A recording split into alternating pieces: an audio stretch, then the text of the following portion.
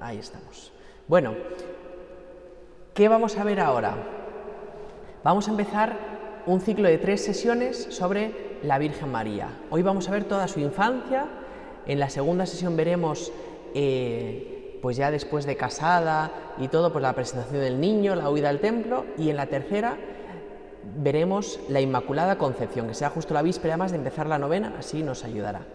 Entonces, la infancia de María, lo primero que vamos a ver es la concepción de la Virgen María. ¿Cómo representaríais en el arte la concepción de la Virgen María? Pues mirad cómo se representa. Si veis este cuadro, ¿verdad? A lo mejor nunca sabríais que esto es la concepción de la Virgen María. Os lo voy a explicar todo, ¿vale? Pero así como decir, pues mira, esto nunca me habría dado cuenta. Si pensaseis en la encarnación, que ya la vimos, ¿verdad? ¿Qué pensaríais? Pues el ángel apareciéndose a la Virgen, ¿verdad? Es el momento donde la concepción del niño Jesús. Pues la concepción de la Virgen es en esta escena. San Joaquín y Santa Ana, que están dándose un abrazo cerca de la puerta dorada, ¿vale? Entonces, ahora os voy a leer y explicar por qué se representa así, ¿vale? Pero para que os hagáis una idea, cómo se representa siempre esta escena, tiene que tener estas 3 características. La primera es la puerta dorada, que ahora os voy a leer por qué es en este lugar, que veis, por ejemplo, aquí es una puerta. No es una puerta específica en concreto, sino simboliza la entrada en Jerusalén, ¿vale? Segundo, un beso o un abrazo de Joaquín con Ana. ¿Veis? Que están aquí abrazándose en esta escena, en otras aparecen dándose un beso. Pero tiene que ser cerca de la puerta. Y la tercera es el arcángel Gabriel, que veis que está aquí arriba, a veces aparece y a veces no aparece, ¿vale? Oye, ¿y de dónde viene esta imagen que, verdad, que esto en misa nunca lo leemos, ¿verdad? ¿Cómo será esto? Pues bueno, os cuento un poco la historia, ¿vale? Esto viene de los apócrifos. Los libros apócrifos ya sabéis que significan que no son revelados, no significa que sean falsos, sino que no son revelados, no son necesarios para nuestra salvación. Y la infancia de la Virgen María sobre todo viene en el protoevangelio de Santiago. Por eso hoy muchas de las cosas que vamos a ver vienen de ese protoevangelio. Entonces, ¿qué dice este relato apócrifo? Pues bueno, dice que Joaquín y Ana eran pues una pareja muy piadosa de la ciudad, pero que no tenían hijos. Pasaba el tiempo, iban creciendo y no tenían hijos. Y entonces en esa época ya sabéis que no tener hijos era signo de maldición. Algo malo habréis hecho vosotros o vuestra familia y por eso no os quedáis embarazados. Y entonces, ¿qué ocurrió? Que ya llegó un momento, veis que ya aparecen mayores, San Joaquín y Santa Ana en los cuadros. Llegó un momento en el cual Joaquín ya dijo, mira, me voy de casa, me voy a ir al desierto a rezar y ayunar porque pues no te mereces, porque estar conmigo significa que estás maldita, ¿verdad? Entonces él se va al desierto y Ana se queda en su casa, ¿verdad? Pues como viuda, ella misma se llama, ¿no? Viuda porque mi marido es como si no lo tuviese, como si hubiese muerto. ¿Y entonces qué ocurre? Pues que narra ese evangelio apócrifo, que luego os voy a leer el trocito, ¿vale? Cómo se le aparece un ángel a San Joaquín y le dice, tus oraciones han sido escuchadas, vuelve porque tu mujer va a dar a luz. Y a Ana le ocurre lo mismo, se le aparece un ángel, tus oraciones han sido escuchadas, vas a tener a luz un hijo. Y entonces en ese momento salen corriendo los dos, desde donde se encuentra cada uno, y se encuentran en la puerta dorada, en la entrada de Jerusalén, y se dan un abrazo muy fuerte o un beso, ¿veis? Entonces por eso, si os fijáis siempre en estas escenas, San Joaquín viene de la calle, viene de fuera del desierto, mientras que Ana siempre viene de dentro de la ciudad, y ahí se produce ese abrazo, ¿vale? Os voy a leer el relato justo de este protoevangelio, dice así. Y he aquí que Joaquín llegó con sus rebaños, y Ana, que lo esperaba en la puerta de su casa, lo vio venir, y corriendo hacia él, le echó los brazos al cuello diciendo, ahora conozco que el Señor mi Dios me ha colmado de bendiciones, porque era viuda y ya no lo soy. Estaba sin hijo y voy a concebir uno en mis entrañas. Y Joaquín guardó reposo en su hogar aquel primer día. Joaquín ya volvió a entrar en la ciudad. Bueno, entonces esto, que uno dice, bueno, es un apócrifo, no tiene mucho significado y tal. Bueno, esto es muy importante porque en la puerta dorada Los judíos tienen la creencia que el Mesías entraría por la puerta dorada en Jerusalén. Y si os acordáis, hay un pasaje, ¿verdad?, donde Jesucristo, subido en un borrico, ¿verdad?, entra en Jerusalén. ¿Por qué puerta entró? Por la puerta dorada, cumpliéndose esa profecía. Y por eso que la escena ocurra en la puerta dorada tiene todo el significado, porque la precursora del Mesías, ¿verdad?, pues fue concebida en la puerta dorada, ¿vale? Entonces ya os hacéis un poco más el sentido, ¿verdad?, de por qué aparecen así. Así que vamos a ver ahora escenas para que ahora digáis, fíjate, ahora que ya lo sabemos, vamos a reconocerlas. Giotto, por ejemplo, del año 1305, ¿veis? La puerta dorada y ese beso de San Joaquín y Santa Ana, los dos mayores. Esta es la escena que hemos visto antes, ¿verdad? Otra, el maestro de Cervera, la puerta dorada al fondo, dándose un beso. Y veis que el ángel aquí al fondo, en esta escena de atrás, está anunciando a San Joaquín lo de su concepción. Entonces esto aparece en varios cuadros como las dos escenas.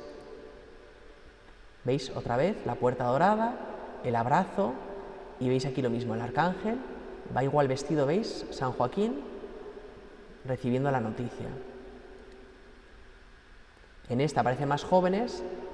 Este es Carlomagno, que quiso representarse aquí en esta escena.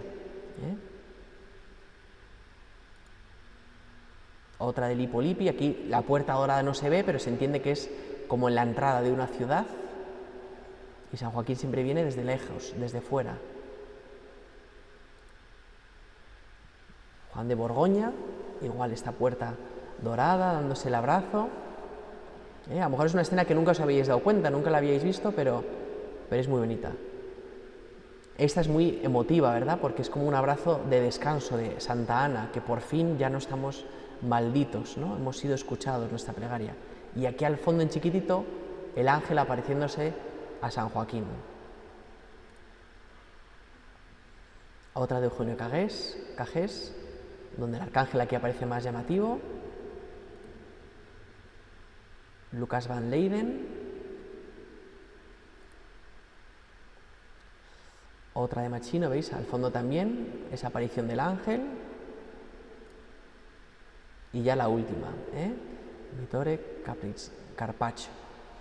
Bueno, pues veis, esta es la escena de la concepción de la Virgen María, una escena así poco conocida, porque al ser un apócrifo, pues tampoco ha tenido tanta repercusión en nuestra historia.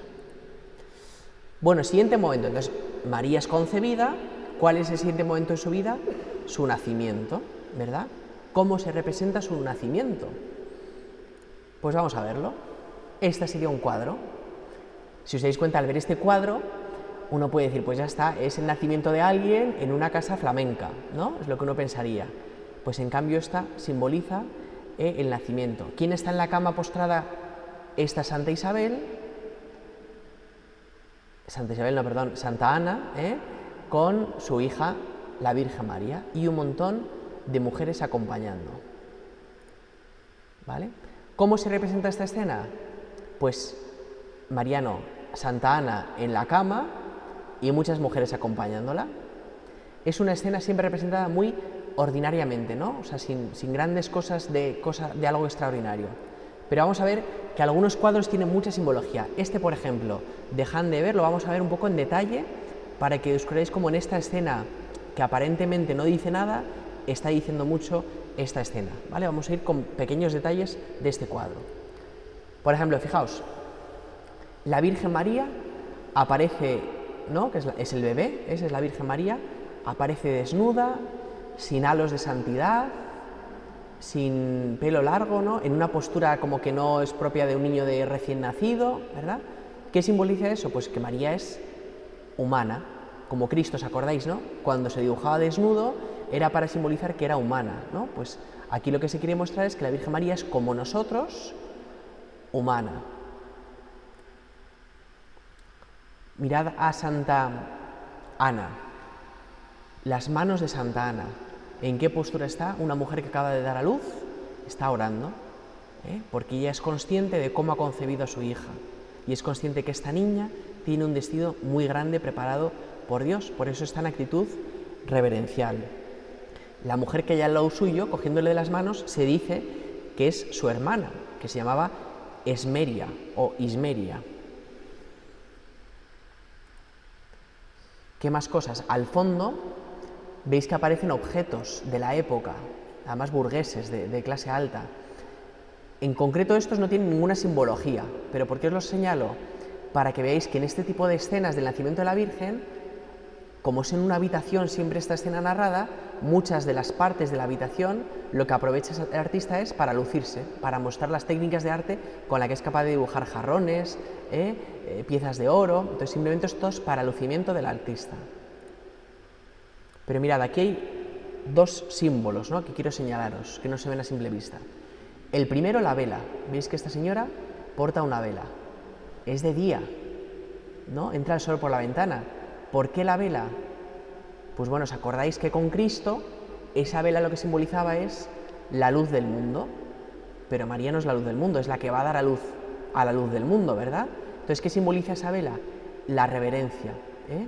Está simbolizando que la persona que hay ahí delante, este bebé, es alguien especial, es alguien sagrado y por lo tanto que se merece esta adoración propia de una vela. Pero hay otra simbología que se nos puede escapar, que es esto del fondo, lo que hay en la ventana. Es un espejo, de estos espejos elegantes que había antiguamente, ¿no?, así como con un marco muy bonito y el cristal ahí incrustado. Pues este espejo, ¿qué simboliza? Pues que hay una letanía que le decimos a la Virgen María, que decimos espejo sin mancha. ¿Y por qué esta simbología es tan importante en esta escena? Porque María ha sido concebida sin mancha. Y por lo tanto, esta letanía en concreto es muy importante en su nacimiento, porque aunque es humana y está desnuda, es como nosotros, no es como nosotros, ¿verdad? Ella no tiene el pecado original, ya ha sido redimida. Por eso simboliza ese espejo. Otros dos pequeños detalles, ¿no? A los pies, ¿no?, de la Virgen María está este zueco solo, que esto yo os lo expliqué en otro cuadro, ¿verdad? Cuando aparecen zapatos así en la escena, no son por desorden de la sala, sino que simboliza la zarza de Moisés. Como cuando Moisés llega a la zarza, Dios le dice, descálzate, que el lugar que pisas es sagrado. Y por eso este zueco lo que está queriendo simbolizar es eso, ¿verdad? Oye, que este lugar no es una casa cualquiera, no es un nacimiento cualquiera, sino que es un nacimiento sagrado, de alguien muy especial. Y luego este cesto, con útiles propios de una ama de casa, ¿qué simboliza? Pues si os acordáis, en las escenas de la Anunciación siempre aparecía un cestillo, simbolizando el trabajo de la Virgen María, y cómo se santificaba a través del trabajo cotidiano de casa. Pues este cestillo también quiere simbolizar eso, ¿no?, que la que va a nacer, la que ha nacido, la Virgen María, este cestillo será fundamental para ella, para su santidad.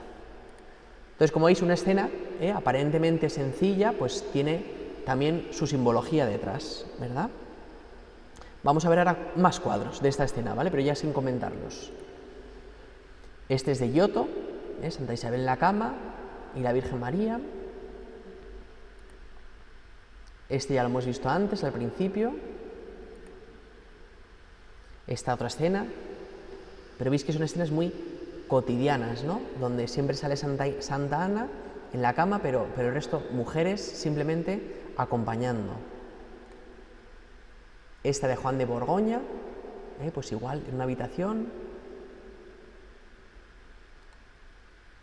Esta de Luis de Morales tiene una pequeña característica rara, ¿no?, que es que, si os dais cuenta, la Virgen María está siendo amamantada por otra distinta de su madre, recién parida. Pues bueno, pequeños detalles, ¿no? Murillo, aquí quiso representarla. Y ya está, ¿vale? Nacimiento. Con lo cual, concepción de la Virgen María, ya hemos visto, María nace. Oye, ¿y qué ocurre en la infancia de María? ¿Qué ocurre durante todos esos años hasta que aparece San José? Nosotros en los evangelios no tenemos nada de estas escenas. Hay que acudir a los apócrifos. Y entonces, ¿qué nos dicen los apócrifos? Nos narran la consagración de la Virgen María, que a lo mejor nunca habéis hablado de esta, entonces hoy vamos a aprenderlo, Fijaos, esta es la escena, Os voy a explicar, ¿vale?, qué dice el protoevangelio de Santiago sobre esta escena. Dice que María fue llevada a los 3 años por sus padres al templo, junto con otras doncellas. ¿Para qué? Para ser consagrada al Señor. Y entonces el sacerdote la recibe y en el diálogo al recibirla dice que le sitúa en un lugar privilegiado, en la tercera grada del altar, dice el texto. Por eso, estos cuadros siempre se representan con una escalera, ¿no?, como simbolizando los grados del altar, y la Virgen María llega siempre hasta el último grado, ¿vale? Los apócrifos, igual que nos narran estas cosas tan bonitas, también son un poco fantasiosos a veces, Y entonces, por ejemplo, narran cómo la Virgen María, cuando estaba en el templo, que estuvo de 3 a 12 años, que venía un ángel a alimentarla todos los días y comía, pues como una paloma, pequeñas raciones diarias. Pues bueno, eso nos suena fantasioso, ¿no?, más que a real en la vida de la Virgen María, con toda su vida tan ordinaria como ella vivió. Entonces, si os parece, os voy a leer el protoevangelio que nos habla de esta escena, que es desconocido. Dice así: cuando la niña llegó a la edad de 3 años, Joaquín dijo: llamad a las hijas de los hebreos que estén sin mancilla, y que tome cada cual una lámpara, y que estas lámparas se enciendan, para que la niña no vuelva atrás, y para que su corazón no se fije en nada que esté fuera del templo del Señor. Y ellas hicieron lo que se les mandaba, hasta el momento en que subieron al templo del Señor. Y el gran sacerdote recibió a la niña y, abrazándola, la bendijo y exclamó: el Señor ha glorificado tu nombre en todas las generaciones, y en ti, hasta el último día, el Señor hará ver la redención por él concebida a los hijos de Israel. E hizo sentarse a la niña en la tercera grada del altar, y el Señor envió su gracia sobre ella, y ella danzó sobre sus pies, y toda la casa de Israel la amó. Y sus padres salieron del templo llenos de admiración y glorificando al Omnipotente, porque la niña no se había vuelto atrás. Y María permaneció en el templo del Señor, nutriéndose como una paloma, y recibía su alimento de manos de un ángel. Entonces, esta es la escena. Entonces, lo que llama la atención a los padres es que la niña, imaginaos, 3 años, dice, no volvió la vista atrás, solo miraba hacia el templo, cómo consagrarse. Entonces vamos a ver cómo, este es el pasaje que os he leído, cómo se representa esta escena. Muy fácil de identificar. Primero, las escaleras, siempre aparecen unas escaleras, ¿vale? El templo se puede representar de distintas formas, ya veréis, como una cosa chiquitita, como un gran mausoleo, pero siempre para entrar en el templo a través de unas escaleras, que indica que la diferencia entre lo humano y lo divino. María pasa de lo humano, de la vida con sus padres, a lo divino, a esa vida en el templo. Segundo rasgo, María tiene que tener entre 3 y 10 años. Lo literario sería dibujarla con 3 años, pero normalmente la dibujan, ¿no? Esta escena no tiene 3 años, ¿verdad? Tiene más, 5 o por ahí, ¿no? Entonces, entre 3 y 10 años se la dibuja. No puede tener más de 12 años, porque a los 12 años salió del templo ya. Tiene que aparecer el sacerdote recibiéndola, ¿veis? Y San Joaquín y Santa Ana, que son los padres que la traen para dejarla. Entonces vamos a ver varias escenas para que veáis que todo esto se repite siempre. Fijaos, esta de Manuel de Panselinos. Aquí aparecen distintas mujeres, niñas, viniendo al templo a consagrarse entre el sacerdote. Aquí las escaleras es solo un paso elevado, pero siempre hay diferencia entre el santuario, el templo y el resto de personas. Y veis que portan lámparas encendidas, como dice el texto apócrifo. Normalmente no se representan esas lámparas. ¿Veis? San Joaquín, aquí, Santa Ana y la niña subiendo al templo, ¿verdad?, al sumo sacerdote. Aquí veis que esta escena está equivocada porque María se da la vuelta para mirar a sus padres. Otra igual, de Niccolò, pues lo mismo, San Joaquín, Santa Ana, el sacerdote, las escaleras y María ya arriba, y aquí veis a otras muchachas como ella que iban a consagrarse al templo. Una escena parecida, las muchachas, San Joaquín, Santa Ana. Igual, ¿no? Aquí hay muchachas al fondo, y María sí, que asciende sin mirar atrás, consagrándose plenamente al Señor. Esta es más piadosa, ¿verdad? De rodillas, como si entrase tu hija al convento, ¿verdad? De rodillas, despidiéndome de ella y encomendándomela al Señor, que la cuide, ¿verdad? Y aquí ya veis las muchachas dentro del templo. Otra escena parecida. Luego ya con el paso del tiempo, como veis, van cambiando los estilos y los modos de representarlo. Esta, por ejemplo, ya es que ocurren como muchas cosas en la escena. Y fijaos la Virgen María, 3 años no, ¿verdad? Tiene casi 10 en esta escena. Y acude, pues eso, al templo con las muchachas que están aquí esperando también. En esta, por ejemplo, lo que el artista quiere resaltar es el templo, más que la escena, ¿no? Pues una catedral especial o lo que sea, pero representa esta escena. Esta, por ejemplo, tiene una característica que algunos autores hacen, que es que combinan 2 escenas, porque está aquí la consagración de la Virgen y aquí al fondo la visita de María a su prima Santa Isabel. Entonces a veces, ¿no?, como unas odas a la Virgen María, pues dibujan en el mismo cuadro varias escenas de la Virgen. Esta ya es más imponente, ¿verdad? María subiendo de lo humano a lo divino, ¿verdad? Como dejando la tierra para consagrarse al Señor y sin mirar atrás, con el paso firme. Otra escena. Esta escena también es preciosa de Tiziano, ¿verdad? María subiendo al altar sin mirar atrás. De Tintoretto. Aquí es bonito ver las escenas secundarias, ¿no? Esta madre que viene a consagrar a su hija y como que señalando a la Virgen, como diciendo, aprende de esta niña que fíjate cómo se está consagrando al Señor. Esta que la hemos visto antes. Juan de Sevilla, como veis con el paso del tiempo van ganando en calidad y queriendo manifestar otras cosas, ¿no? Ya se olvida lo de los 3 años en esta escena. De Giordano. Y ya está, ¿vale? Pues la consagración de la Virgen. Entonces la Virgen María está desde los 3 hasta los 12 años, según los apócrifos, en el templo, consagrándose al Señor. Bueno, la infancia de la Virgen. ¿Qué es lo que ocurre? Que muchos autores católicos, pues como olvidándose de esos evangelios apócrifos, han querido hacer escenas que se han inventado de la Virgen María. Entonces, pues estas son escenas, por ejemplo. Se suelen llamar estas escenas de la educación de la Virgen, porque siempre aparece como su madre enseñándole cosas a su hija, con un libro.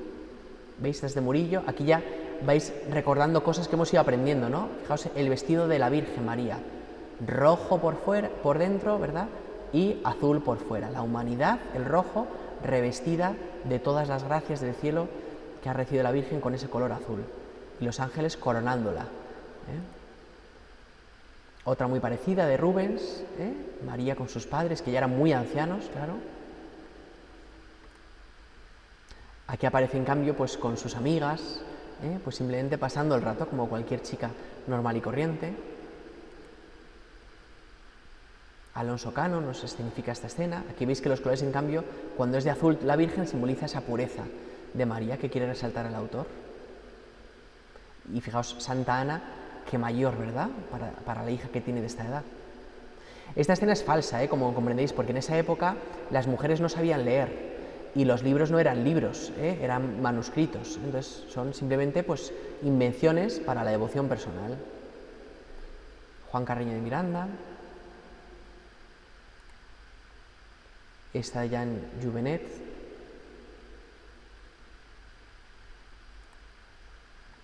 Luca Giordano otra vez. Zurbarán, tan entrañable esta imagen, ¿verdad?, de la niña. De Goya, nuestro querido Goya. ¿Vale? Pues escenas inventadas de esa infancia de la Virgen María. Bueno, vamos a ver ahora una que es muy extraña, que hay muy poquitos cuadros de esta, que es la elección de San José, ¿vale? Vamos a ver, San José. En los apócrifos de San José se dice lo siguiente, que era un hombre viudo y que tenía más hijos, por lo tanto que era muy mayor el hombre. A la Virgen se la presenta como una niña de 12 a 14 años. Ya sabéis que es apócrifo, es decir, que esto no hay que creérselo, ¿vale? Pero, bueno, está relatado así, ¿vale? Entonces, pregunta técnica. Oye, ¿por qué a San José, aquí lo podéis ver en nuestro San José, ¿por qué se le dibuja siempre con una vara florida? Oye, ¿por qué será esto? ¿Por qué en los desposorios de la Virgen, que lo veremos más adelante hoy, aparece una paloma? Porque el Espíritu Santo, ¿qué tendrá que ver con que se casen María y José? Pues vamos a aprenderlo ahora, ¿vale? Esta es de los pocos cuadros que existen de la elección de San José, de Lorenzo Loto. Entonces os la dejo y mientras os voy a explicar lo de la elección de San José, ¿vale? Que esto viene de los apócrifos también, del protoevangelio de Santiago. Entonces, ¿qué es lo que dice? Os lo voy a leer, ¿vale? Con esto de fondo. Y cuando llegó a la edad de 12 años, los sacerdotes se congregaron y dijeron: he aquí que María ha llegado a la edad de 12 años en el templo del Señor. ¿Qué medida tomaremos con ella para que no mancille el santuario? ¿Esto por qué viene? Porque a los 12 años ya te viene la regla y ya sabéis que en los judíos la sangre era signo de contaminación. Por lo tanto, oye, si ya estás en edad de tener la regla, fuera del templo porque nos vas a manchar. Y dijeron al gran sacerdote: tú que estás encargado del altar, entra y ruega por María, y hagamos lo que te revele el Señor. Y el gran sacerdote, poniéndose su traje de 12 campanillas, entró en el santo de los santos y rogó por María. Y he aquí que un ángel del Señor se le apareció, diciéndole: Zacarías, Zacarías, sal y reúne a todos los viudos del pueblo, y que éstos vengan cada cual con una vara, y aquel a quien el Señor envíe un prodigio, de aquel será María la esposa. Y los heraldos salieron y recorrieron todo el país de Judea, y la trompeta del Señor resonó, y todos los viudos acudieron a su llamada. Y José, abandonando sus herramientas, salió para juntarse a los demás viudos, y todos congregados fueron a encontrar al gran sacerdote. Este tomó las varas de cada cual, penetró en el templo y oró. Y cuando hubo terminado su plegaria, volvió a tomar las varas, salió, se las devolvió a sus dueños respectivos, y no notó en ellas prodigio alguno. Y José tomó la última, y he aquí que una paloma salió de ella, y voló sobre la cabeza del viudo. Y el gran sacerdote dijo a José: tú eres el designado por la suerte, para tomar bajo tu guarda a la Virgen del Señor. Mas José se negaba a ello, diciendo: soy viejo, y tengo hijos, al paso que ella es una niña. No quisiera servir de irrisión a los hijos de Israel. Y el gran sacerdote respondió a José: teme al Señor tu Dios, y recuerda lo que hizo con Datán, Abirón y Coré, y cómo entreabierta la tierra los sumió en sus entrañas, a causa de su desobediencia. Teme, José, que no ocurra lo mismo en tu casa. Y José, lleno de temor, recibió a María bajo su guarda. Entonces, como veis, esta es la escena de la elección de San José, donde todos le entregan una vara y la vara que haga algún prodigio será elegida por María. Y entonces cuentan que de la vara salió una paloma. Y entonces este cuadro que lo habéis estado viendo, quizá no os habéis dado cuenta o no se ve bien desde la distancia, pero aquí hay una paloma, saliendo de las flores, están las flores y aquí hay una paloma. Entonces, este es el milagro de San José y por eso José fue elegido. No es que sus padres decidiesen, no, fue elegido por el sumo sacerdote. Pero es una escena muy rara, ya os digo, apenas aparece. Esta es de Giotto y veis lo mismo. Los viudos entregando las varas a el sumo sacerdote. Y aquí San José se le nota por la aureola, ¿vale? Bueno, es una escena, pero bueno, ya que estamos aprendiendo, pues para que también aprendamos esa escena. Los desposorios de la Virgen.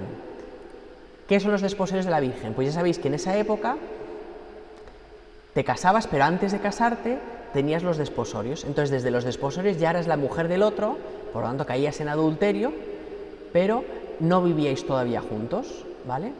Entonces, esta escena de los desposorios no aparece en los evangelios canónicos, pero sí que se habla de eso, ¿verdad? Que estaba desposada con José, ¿verdad? Bueno, pues vamos a ver cómo se representa. Entonces, ¿cómo se representa esta escena? Pues no es una boda, por lo tanto no van vestidos de boda, pero hay un dato que llama la atención, que es San José poniendo el anillo a la Virgen María. Esto es el desposorio, ¿verdad? Ya está comprometida. ¿Qué más tiene que aparecer? Un sacerdote, porque esto no es algo que se hace privadamente, esto es un rito y por lo tanto hace falta un testigo cualificado, es decir, un sacerdote que verifique que el rito se está haciendo bien. Y como es un rito, es público y por eso siempre aparecen testigos alrededor, ¿vale? Entonces, esta es la escena de los desposorios y el contexto, el marco, es el que ya cada artista se invente. Vamos a ver algunos ejemplos. Este de Bernardo Daddi, ¿veis? Poniendo el anillo, es la clave para reconocerlo. Aquí el sacerdote y luego pues invitados de todo tipo. Esta de Lorenzo Mónaco, lo mismo, poniendo aquí el anillo a María, San José a la Virgen María. Aquí se nota por las aureolas que son San Joaquín y Santa Ana, ¿vale? Y María tendría que tener 12 años, está recién, ¿verdad?, sacada del templo. Otro Giordano, ¿veis? A San José vais a ver que se le representa muchas veces con el manto amarillo y por dentro un poco color púrpura. No es en este caso, pero ya veréis que se repite. Perugino, estos son de los más famosos, ¿verdad? Perugino y el siguiente, Rafael Sanzio, son los más famosos de esta escena. Otra de Beccafumi, fijaos, esta es fiel al apócrifo, porque mirad qué mayor San José, con barba blanca, ¿verdad? Parece un anciano el pobre, con una humilde doncella de 12 años. Esta de Rosa Filtro, en cambio, fijaos San José, el manto amarillo, pero mirad, sin barba, la vara florida, que ya veréis que empiezan a aparecer ya la vara florida y la paloma empiezan a aparecer ahora en las escenas. Aquí lo veis, San José con el manto, la vara florida, y aquí al fondo esta paloma que a veces, como se pierden las costumbres o la gente deja de entender el significado, esta paloma lo que significa es la elección de San José, no simboliza al Espíritu Santo, pero al ver este cuadro parece que es el Espíritu Santo, ¿verdad? Porque los artistas ya al dibujarlo pues escenifican al Espíritu Santo. Mateo Giralde, lo mismo, ¿veis? La vara florida ya, la paloma y San José vestido con sus atributos propios. Otra de Murillo,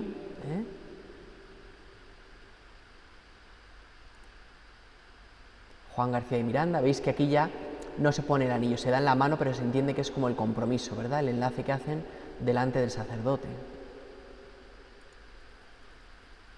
Luca Giordano, veis lo mismo, aquí ni siquiera se están tocando, pero se entiende por la escena, por todo, ¿no?, que esto es el desposorio. ¿Vale? Bueno, pues ya sabemos los desposorios. Y ya la última escena que vamos a ver hoy. Hemos visto, veis, toda la vida de María, ¿no? Su concepción, su nacimiento, su consagración, como cuando sale ya por fin se desposa con San José.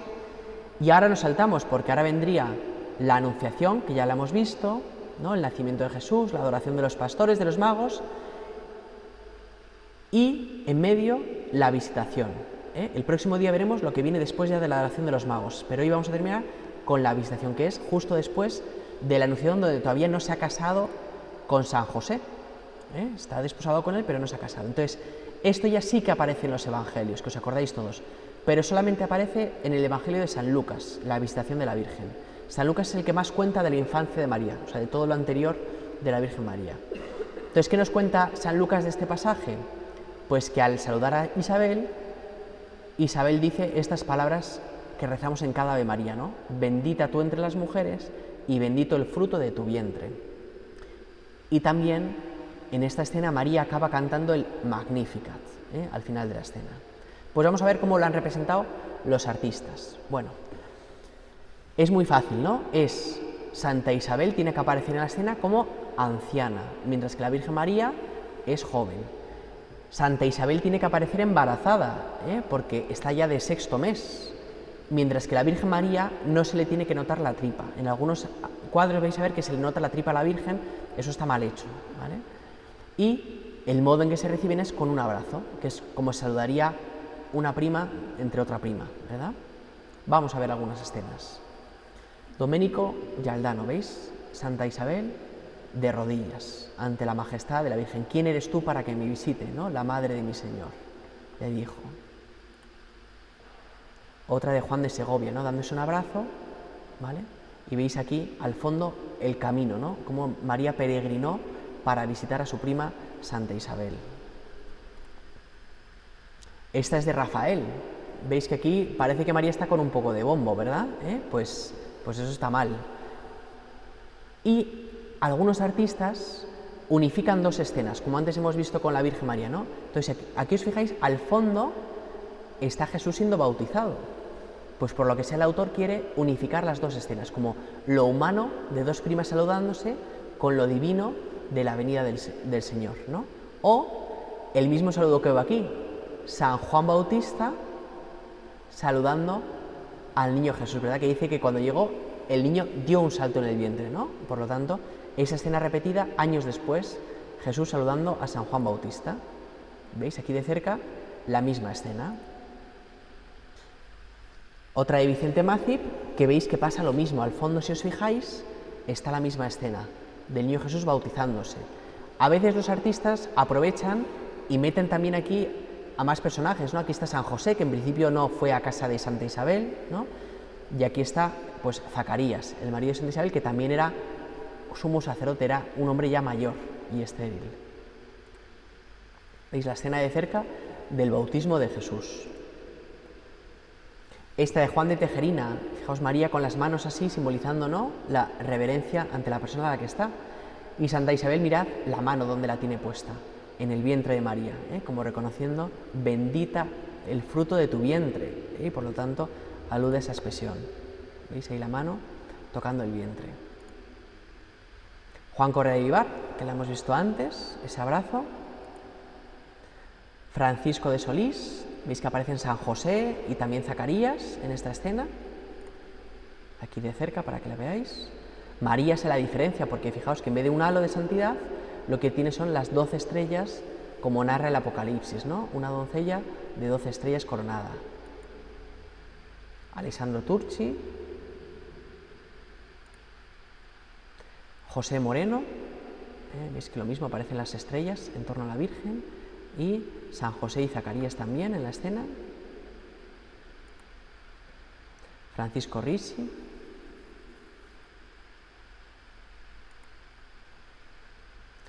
la Grené. Aquí si os fijáis, Zacarías aparece pintando. ¿Por qué? Porque Zacarías todavía estaba mudo. Hasta que no naciese San Juan Bautista, Zacarías, al no creerse el milagro, se había quedado mudo como señal. Por eso está aquí muy bien representado Zacarías. Y el último cuadro que vemos, que es este de Jouvenet, que este cuadro se titula el Magnificat, porque si os fijáis, aunque es la escena de la visitación, pero María aparece con los brazos abiertos rezando a Dios Padre y por lo tanto proclamando en esta escena el canto del Magnificat. Bueno, pues hasta aquí el día de hoy, Algo hemos aprendido, ¿verdad? Que hoy se habla de cosas raras, ¿verdad? Del protoevangelio, que de esto no se habla nada, ¿verdad? Bueno, pues el próximo día, que es el martes que viene, os hablaré de la presentación de Jesús en el templo y de la huida a Egipto, que de esos hay muchos cuadros y que quizás son desconocidos para vosotros, pero allí sí que hay mucha iconografía que ver, ¿vale? Pues nada, terminamos rezando, si os parece. Dios te salve María, llena eres de gracia, el Señor es contigo, bendita tú eres entre todas las mujeres y bendito es el fruto de tu vientre, Jesús. Santa María, Madre de Dios, ruega por nosotros pecadores, ahora y en la hora de nuestra muerte. Amén. Sagrado Corazón de Jesús, pues feliz noche a todos.